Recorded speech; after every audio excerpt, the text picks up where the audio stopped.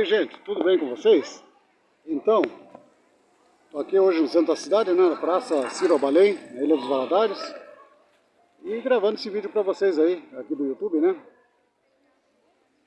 Agora eu vou falar uma coisa para vocês aí, que eu tenho 3 pilares, né, que eu sustento na minha vida, e esses são as coisas assim que eu mais prezo, assim, que eu uso mais diariamente, que é o primeiro é evitar a pessoa negativa, aquela pessoa negativista, sabe? Que nada vai dar certo, tudo é ruim, o que a pessoa faz na vida não dá certo, ele já tentou fazer várias vezes, não dá certo. Eu não perco meu tempo com esse tipo de gente, né? Aí segundo pilar que eu uso muito é focar naquilo que eu quero. Você tem que ter foco no que você quer. Embora tenha tropeços no caminho, aconteçam coisas ruins aí, mas foque no que você quer, se determine e siga sempre em frente aí, que daí vai dar tudo certo. Outra questão é com quem você anda, né?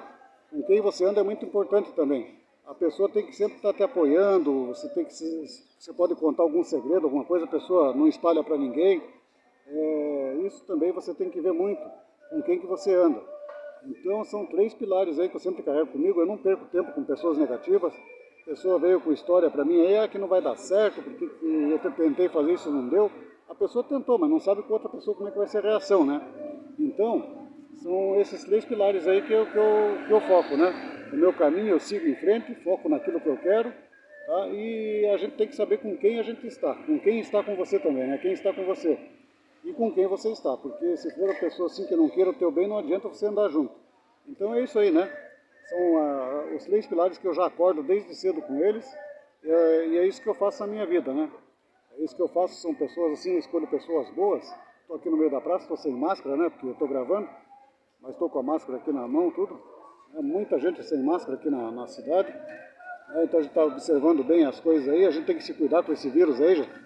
Se cuidem, tá? Se cuidem porque a coisa está feia, está vindo aí agora essa nova variante do vírus. Então eu quero que todo mundo se cuide. Vamos viver, né, gente? Vamos viver. Vamos primeiro sobreviver para depois viver, né? Tá? Então é o seguinte, gente. Era isso que eu tinha para falar hoje para vocês, videozinho curtinho, que eu estou indo para casa agora. Meio barulhento aqui o lugar, mas tudo bem, daqui a pouco começa a chover. Esperando um táxi aqui, vou de táxi para casa agora.